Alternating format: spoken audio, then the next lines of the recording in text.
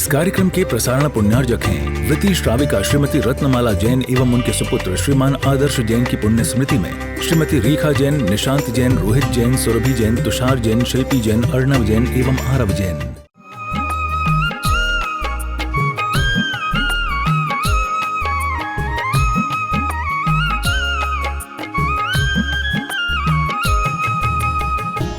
नमोरियंताणं नमोरियंताणं नमोरियंताणं नमोरियंताणं नमोरियंताणं नमोरियंताणं नमो सिद्धाणं नमो आयरियाणं नमो वजायाणं नमो Louis सौवसागुणं एसो पंच नमो यारो सौवे पाव पेणासणो मंगलाणं च सव्वेसिं परमं हवै मंगलम परमं हवै मंगलम।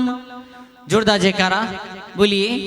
बोलना है आदिनाथ भगवान की, परम पूज्य आचार्य श्री आदि शंकर जी महाराज की, परम पूज्य आचार्य श्री महावीर कीर्ति महाराज की, परम पूज्य आचार्य श्री विमल सागर जी महाराज की, परम पूज्य सन्मति सागर जी महाराज की, परम पूज्य आचार्य सुनील सागर जी गुरुदेव की। आज के मंगल क्षण क्षमावाणी का पवित्र परम पवित्र परम पावन अवसर, और मैं कई सारी बार आपके सामने चीज को मैंने कोट किया है कि अगर क्षमा नहीं पैदा होती है तो फिर प्रदूषण पर्व नहीं जीवन में प्रकट हो पाता है, और प्रदूषण पर्व अगर जीवन में प्रकट नहीं हो पाया तो हम जैन नहीं कहला सकते हैं, और बिना जैन बने तीर्थंकर परमात्मा की साधना कोई औचित्य, कोई महत्व, कोई प्रभाव नहीं रह जाता है।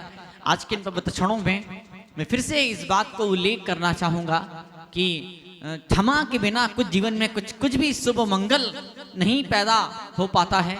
जब तक धरती न हो, धरती में पानी न दिया जाए, धरती अगर बंजर न हो तो फिर पानी दिया जाए, फिर बीज बोए जाए तो पैदा भी होता। धरती अगर बंजर होती है तो उस बंजर धरती में कुछ भी पैदा नहीं हो, कितनी पानी बरस जाए धरती में कुछ भी पैदा नहीं हो सकता। तो वैसे ही अगर क्षमा नहीं पैदा होती है, अगर भूतकाल की घटनाओं को डिलीट करते आपको नहीं, दिमाग से निकालते और आपको नहीं आता है तो पूरा जीवन अधूरा और बेकार रह जाता है। मुझे याद है, मुझे छोटी सी बड़ी सुंदर सी मजेदार मुझे बात याद आ रही है। सज्जन एक दादाजी ने शादी करी, एक दादाजी ने 5वीं बार शादी करी, तो जब पत्नी जब घर में घुसी, उस जमाने में, पुराने जमाने में तो बेमेल विवाह होते थे। दादाजी की किसी बच्ची की उम्र की बेटी से शादी हो जाती थी, कोई 15-20 साल की उम्र की उनकी जो 5वीं पत्नी थी, तो वहाँ 4 दुपट्टे टंगे हुए थे, और एक 5 खूंटी थी, 4 खूंटी पर 4 दुपट्टे टंगे हुए थे, 5वीं खूंटी खाली थी। तो नई पत्नी उन अपने बुजुर्ग पति से पूछती है, क्या बात है, ये 5 खूंटियाँ कैसे हैं, 4 खूंटी पे दुपट्टे और 5वां खूंटी खाली कैसे है, क्या बात है, इस पे क्यों दुपट्टा नहीं टांगा? शायद वो डेकोरेशन करने वाला इस पर कुछ दुपट्टा टांगना, कुछ फूल सजाना भूल गया। तो वो जो दादाजी थे, जो पति देव थे, उन्होंने कहा कि अरे ये डेकोरेशन वाले ने नहीं टांगे, मैंने टांगे। बोले क्या मतलब इसका? मेरी 4 पत्नियां मर गई, जब कोई पत्नी मर जाती तो उसकी याद में मैं खूंटी पर एक दुपट्टा में लटका देता हूँ, और 5वीं खूंटी खाली पड़ी है, क्या तेरा दुपट्टा इस पर टंगेगा? तो वो ताव बोलती, इस बार दुपट्टा नहीं तुम्हारा पजामा टंगेगा। बोले दुपट्टा नहीं तुम्हारा पजामा टंगेगा। तो ऐसा जीवन के अंदर ऐसा हो जाता है। हम सब जो धर्म ध्यान से गंगा में बहते हैं, कई सारी बार ऐसा कुछ जीवन में घटनाएं घट जाती हैं, जिन घटनाओं की वजह से कुछ निर्णय जीवन में हम ले लेते हैं, और जिंदगी भर उन निर्णयों के आधार पर अपने जीवन को हम आगे बढ़ाते रहते हैं। लेकिन कभी कभी जीवन की राह में झटका सा लगता है, कोई चोट सी दिल पर होती है कि मुंदरा जाते हैं, जिनवाणी का कोई पेज, कोई अक्षर, कोई शब्द जब दिल में चुभ जाता है, जब पंडित जी पकड़ लेते कि अरे तुम स्वाहा तो किया, क्षमा को तुमने थाली में बुला लिया, क्षमा को तुमने ठोने के ऊपर बुला लिया, लेकिन क्षमा को दिल में तो बुलाया ही नहीं। बताओ, दुनिया भर का तुमने नाच गाना कर लिया, दुनिया भर के एकासन उपास व्रत तुमने कर ली है, लेकिन जो करना हो तो तुम कर ही नहीं पाए, तो वो तो तुम्हें करना चाहिए। तो कभी कभी एक बुजुर्ग पकड़ लेता है, कोई यार दोस्त पकड़ लेते कि यार उससे तो तू बात कर, उससे तो तूने कितने टाइम से बातचीत बोलचाल बंद कर रखी है, तो कुछ ना कुछ निमित्त ऐसा मिल जाता है। और धर्मात्मा जीव उस निमित्त को इनकेश कर लेते, उस मौके को भुना लेते हैं, और बरसों पुराना उनका जो कलेश होता है, जो राग द्वेष होता है, उसको छोड़ उसको देते हैं, उस दिमाग से निकाल देते हैं, और फिर उत्तम क्षमा के उस पर्व को आगे जीवन में स्वीकार कर लेते हैं। और आज का नाम क्या है? पर्व है, पर्व। और पर्व किसको बोलते हैं? गन्ना दो तो ना, गन्ने की जो गांठ होती है जिसमें बिल्कुल रस नहीं होता है, उसको पर्व कहा जाता है संस्कृत भाषा के अंदर। जिसको आप गांठ बोलते हैं उसको पर्व से कहा जाता है। और जब दोबारा गन्ना आपको उगाना हो, दोबारा खेती अगर आपको करनी हो, आपको नया गन्ना अगर आपको उगाना हो, तो फिर क्या किया जाता बताइए? फिर ये किया जाता है कि वही जो गांठ जिसमें धेले भर भी रस नहीं होता है, उसी गांठ को जमीन में बोने से फिर नया गन्ना पैदा हो जाता, नया रस पैदा हो जाता है। तो ऐसे ही जीवन के वो क्षण, वो लोग जो लगते बेकार है, फालतू है, कचरा है, कूड़ा है, कुछ काम के नहीं है, इज्जत नहीं देंगे, न दिया था न देने वाले हैं, न सम्मान दिया था न देने वाले, कुछ नहीं मिलेगा इन लोगों से, बेकार के लोग हैं, फालतू के लोग हैं। तो जो लोग आपको फालतू के लगते हैं, शास्त्र बोलता है वो लोग फालतू के नहीं है, वो पर्व है, पर्व। उनको खेत में बो दीजिए, उनको दिल की धरती पर जगह दीजिए, दिल की धरती पर उनको आने दीजिए, उनको पैर रखने, कदम उनको रखने दीजिए, उनको स्वागत कीजिए, उनको सम्मान, उनको बुलाइए, वो प्रेम के साथ निमंत्रण दीजिए, उनको न्योतिए, उनको आमंत्रण दीजिए, उनको इनवाइट उनको कीजिए। और फिर कभी ऐसा जीवन के अंदर हो जाता है कि वो लोग जो बिल्कुल गन्ने की गांठ की तरह हमको बेकार लग रहे थे, जिसे बिल्कुल रस नहीं होता, बिल्कुल चूस नहीं पाते हैं, कोई चूस लो धोखे से मुंह में आ भी जाए तो बहुत मुंह कड़वा कड़वा अजीब सा मुंह बिगड़ जाता, मुंह बेकार हो जाता है। लेकिन उसी गांठ को बो दिया, ऐसी फसल लहलहा जाती है। तो ऐसे ही वो लोग जो बेकार लगते हैं, जिनसे बात करने की इच्छा नहीं होती, जिनसे मिलने का जिनका मन नहीं करता, दिल नहीं करता है, उन लोगों को भी जिस दिल से लगा लेते, स्वीकार कर लेते प्रेम के साथ में, जिन पर हम अपने वात्सल्य की बरसात कर देते हैं, वो सारे लोग हमारे लिए धर्म, ध्यान और आनंद की फसल देने वाले बन जाया करते हैं। तो आज की वो क्षण है क्षमावाणी के। मुझे मालूम है सामने बहुत थोड़े लोग बैठे हैं, कुछ लोग पारणा कराने गए हैं, कुछ लोग पारणा करने गए हैं, है ना, कुछ लोग इस मंदिर में, कुछ लोग उस मंदिर में भी, तो सूर्य के मंदिर जी में होकर के आया, लोग मेरे पीछे पड़ गए, महाराज जी प्रवचन दो, पाजी प्रवचन दो, महाजी प्रवचन दो।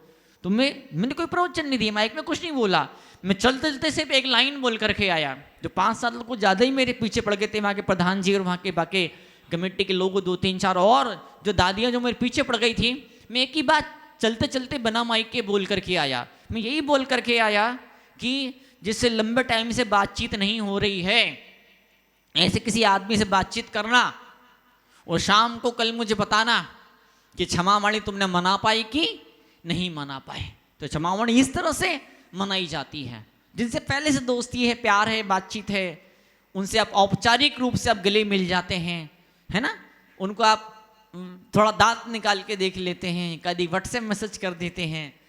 राजस्थान में गजब परंपरा है, बच्चे लोग दादाजी के बड़ों के पैर छूते हैं, और मम्मी पापा चाचा चाची दादा दादी जो भी बुजुर्ग बड़े होते हैं, बुआ जी, मौसा जी, फूफा जी, जो लोग भी होते हैं या कोई और समाज के बुजुर्ग होते हैं, वो कहता नोट निकालते हैं। तो उनको बच्चे ने बड़ा मज़ा आता था। वहाँ खूब सारा मारवाड़ी परिवार रहा करते थे, उन्हीं लोग के बीच में उठे, खेले, बड़े हुए। जब क्षमावाणी का मौका, कई मंदिर नहीं जाते थे, जब छोटे थे कभी मंदिर नहीं जाते थे, उस दिन मंदिर जरूर जाते थे, इतने सारे नोट इकट्ठे करके लाते थे, क्या सबके पैर छूते थे, उत्तम क्षमा। और जैसे ही उत्तम क्षमा उनसे बोलते थे, एक नोट निकाला और सीधा हाथ में पकड़ा दिया। तो बचपन से चीज़ दिमाग पर क्लिक हुई, बचपन से जाने अनजाने में चीज़ हमको मिली। वो चीज़ हमको क्या सीखने को मिली कि यार क्षमा बोलने से पैसा मिलता है, क्षमा बोलने से नोट मिलते हैं, क्षमा बोलने से क्या होता है, वो जो दादाजी होते हैं, समाज के जो बुजुर्ग होते हैं, वो बोलते देखो कितना बढ़िया बच्चा, देखो आज के दिन मंदिर आया, कितना बढ़िया बच्चा क्षमा मांग रहा है। फिर जब ये सन्यास की इस राह पे चलना शुरू किया, जब ब्रह्मचारी बने, जब क्षुल्लक बने, जब मुनि बने, तब हर बार ये चीज़ दिमाग में और ज़्यादा गहरी होती चली गई, और ज़्यादा गहरी होती चली गई कि क्षमा से नोट तो मिलते हैं, तत्काल लगत तुरंत नोट तो आते हैं, लेकिन नोट के साथ में और 100 चीज़ें जीवन के अंदर आना शुरू हो जाती, इतना सारा प्यार मिलता आसपास के लोगों का। बताइए आप, कितना सारा प्यार मिलता आसपास के लोगों का। कई लोग ऐसे होते हैं बेचारों की मजबूरी होती है, वो दुर्व्यवहार करने के लिए बाध्य होते हैं, उन्हें बाध्य किया जाता है, उन्हें ऐसा बोलने के लिए, उन्हें ऐसा करने के लिए कोई और उन्हें मजबूर कर देता है, या खुद उनका अपना स्वार्थ होता, लोभ होता है, वो उन्हें मजबूर कर देता है। और जिन शास्त्रों की, जैन धर्म के आगम सिद्धांतों की अगर बात की जाए तो सबसे खास, सबसे बड़ी बात तो ये कि और मजबूर नहीं करता है। हमारे पिछले जन्म के पाप उस इंसान को मजबूर करते हैं हमारे साथ में दुर्व्यवहार करने के लिए। तो जो कुछ बोला है, जो कुछ किया है, वो हमारा अपना किया हुआ पाप कर्म था जो आज हमारे उदय में आया है। तो वो सारे मौके, जिन सारे मौक़ों पर आप उद्विग्न हो जाते हैं, अनईजी हो जाते हैं, फ्रस्ट्रेशन, डिप्रेशन, स्ट्रेस, एंजाइटी का शिकार हो जाते हैं, वो सारी चीज़ें, जिन घटनाओं को आप बार बार दिमाग में याद कर करके ऐसी बैर की गांठ को और मजबूत और मजबूत और मजबूत और मजबूत बनाते चले जाते हैं। जब तत्ता सूत्र का जब स्वाध्याय करते हैं तो उमा स्वामी आचार्य लिखते हैं क्या, कि 6 महीने से अधिक तक अगर बोलचाल बातचीत बंद होती है तो फिर ऐसा जीव गारंटी से, नियम से नरक में जाता है। फिर भले कितनी सारी पूजाएं कर ले, सारी पूजाएं उसकी बेकार चली जाया करती हैं। बताओ, वो जहाँ धर्म नहीं होता, इसी को धर्म बोलते हैं। जो रिचुअल्स, जो आपने जो सामग्री चढ़ा के स्वाहा स्वाहा किया है, ये सब मात्र परंपराएं हैं। अच्छी बात है, जरूरी सारी ये परंपराएं, पर इन परंपराओं के साथ में सबसे भीतर की तैयारी जो हमारी होती है वो भी हमारी हो जानी चाहिए। और उसका नाम क्या होता है? उसका नाम होता है क्षमा। क्या नाम होता है उसका? क्षमा। क्षमा, forgive, forgive, forgive, forgive, English में फॉरगिव बोलते हैं, FORGIV, है ना। तो उसमें गिव शब्द जुड़ा हुआ है। तो गिव मतलब देना। जब आप देते हैं तो जितना देते हैं उससे लाख गुना ज़्यादा लाइफ में लौट करके आना शुरू हो जाता है। किसी पहाड़ के पास में खड़े होकर जोर से आप चिल्लाइए, इको होता है, प्रतिध्वनि, आवाज 100 गुना ज़्यादा बड़ी होकर के आपके पास वापस लौट जाती है। तो ऐसे ही जब क्षमा का अमृत जब आपके दिल में आता, जब क्षमा देना, जब आप शुरू करते क्षमा मांगना, जब शुरू करते हैं, कोई कुछ दे न दे, आपको आंखों से कुछ मिलता हुआ दिखे न दिखे, कुछ महसूस हो न हो, लेकिन ऊपर वाले की कृपा की बरसात आप पर होना शुरू हो जाती है और आपकी हर मनोकामना पूरी होना शुरू हो जाती है। कल ही मुझे लोगों ने बताया, बोले महाराज यूरोप के अंदर बताओ 12-13 साल की बच्ची मां बन जाती है। यूरोप के अंदर, अमेरिका के अंदर शादी से पहले हर एक बच्ची शादी से पहले नियम से, गारंटी से हर एक बच्ची कोई 2 बार तो कोई 3 बार गर्भपात कराती ही कराती है। या धर्म नहीं होता है, वैसी घटनाएं घटती हैं। हालांकि वहाँ के लोग भी चर्चों में जाते हैं, वहाँ के लोग भी गौशालाओं में जाते हैं, वहाँ के लोग भी अनाथ आश्रमों में जाते हैं, वहाँ पर भी भिखारियों को, दीन दुखियों को दान वगैरह सब दिया जाता है। उनकी अपनी संस्कृति, उनके अपने धर्म हैं, उनके अपने विभिन्न प्रकार की रीति रिवाज, विभिन्न प्रकार की उनकी परंपराओं का वो लोग पालन करते हैं। लेकिन गुरु नहीं होते हैं, लेकिन मुनि उन धर्मों संस्कृतियों के अंदर नहीं होते हैं। कोई त्यागी तपस्वी का आशीर्वाद, उनका वरद हस्त उनके सिर पर नहीं होता है। यही वजह होती है कि नैतिकता को, सदाचार को पूरी तरह से वो लोग भूल जाते हैं। हालांकि देखा जाए तो कई सारे मामलों में वो अमेरिकन्स, यूरोपियंस, विदेशी लोग भारतीयों से ज़्यादा ईमानदार, देशभक्ति कुछ ज़्यादा उनके दिलों के भीतर है, कुछ ज़्यादा है, ईमानदारी, मेहनत से काम करते। लेकिन चारित्र की बात की जाए, लेकिन आचरण के क्षेत्र के अंदर उस दृष्टिकोण से उन्हें देखा जाए तो बहुत बहुत बहुत पतित जीवन कई सारे लोग जी रहे होते हैं। और तो मैंने सुना है, लोगों ने मुझे बताया भी है, कई सारे जैन लोग जो विदेशों में गए हैं, वहाँ रचे हैं, बसे हैं, वहाँ बिजनेस करते, धंधा करते हैं, बड़ा भारी पैसा रुपया नाम कमाते हैं। ऐसे लोग भी जब विदेश की धरती पर जाते हैं तो वहाँ भी उन्हीं की तरफ वो दुराचरण की राह पर आगे बढ़ जाया करते हैं। तो हमें निश्चित रूप से आगम शास्त्र को साथ में सामने रखना होगा। मैं पहले भी कई बार बताया था, कई सारे मुंदराज, शायद आपको कोई बताया हो कि मुंदराज की 2 नहीं 3 आंखें होती हैं। तीसरी आंख जिनवाणी होती, तीसरी आंख शास्त्र हुआ करती है। मुंदराज की तीसरी आंख शास्त्र हुआ करती है। पवित्र प्राचीन ग्रंथ और पवित्र प्राचीन आचार्य की पवित्र शब्द हुआ करते हैं। उन शब्दों के आधार पर अपने जीवन को वो चलाया करते, आगे बढ़ाया और ऊंचा उठाया करते हैं। और अगले क्षण जो बड़ा प्यारा क्षण जीवन का होता है वो क्या होता है? ये पिच्छी मुंदराज की 3 टांग होती है। कितनी?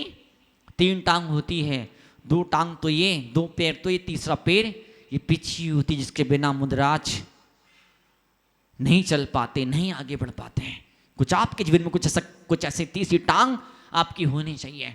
जिनवाणी के पवित्र उपदेश या फिर कोई जीता जागता जीवित संत आपके दिल के धरती पर विचरण करते रहना चाहिए।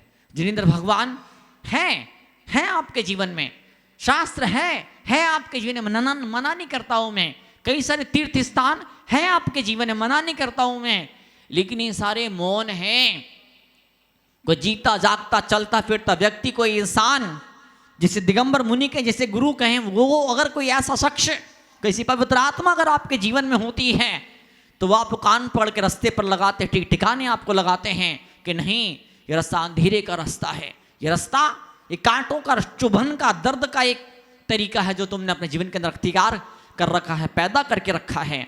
तो आज हम सब आए हैं यहाँ पर, दुनिया भर के सुख सुविधाओं का जीवन आप लोग जी रहे हैं, तो बाहर की सुख सुविधाएं हर जन्म में नहीं मिलने वाली है।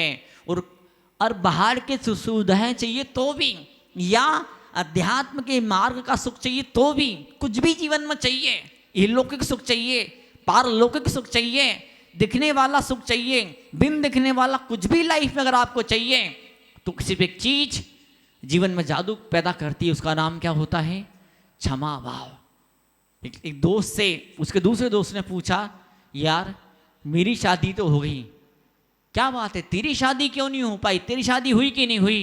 वो दोस्त बोलता, नहीं यार, मैं बिना शादी के दुखी हूं, मैं एक और दुख में, मुसीबत में मोल लेना मैं नहीं चाहता हूं। तो जीवन में कुछ दुख होंगे, जीवन में कहीं कोई दुख होगा, गृहस्थ जीवन है आपका, कोई तो दुख आपके जीवन के अंदर होगा, लेकिन अगर एक सुख मिलेगा, क्षमा का सुख, अगर जीवन के उस दिल के किसी कोने के अंदर क्षमा का सुख अगर प्रकट हो जाएगा, तो मुझे ऐसा लगेगा कि वास्तव में कल्याण और उद्धार आपने अपने जीवन का किया है। और जब तक सुख नहीं पैदा हो पाता है तब तक बात आगे नहीं बढ़ती है। इस कार्यक्रम के प्रसारण पुण्यार्जक हैं वृत्ति श्राविका श्रीमती रत्नमाला जैन एवं उनके सुपुत्र श्रीमान आदर्श जैन की पुण्य स्मृति में श्रीमती रेखा जैन, निशांत जैन, रोहित जैन, सुरभि जैन, तुषार जैन, शिल्पी जैन, अर्णव जैन एवं आरव जैन।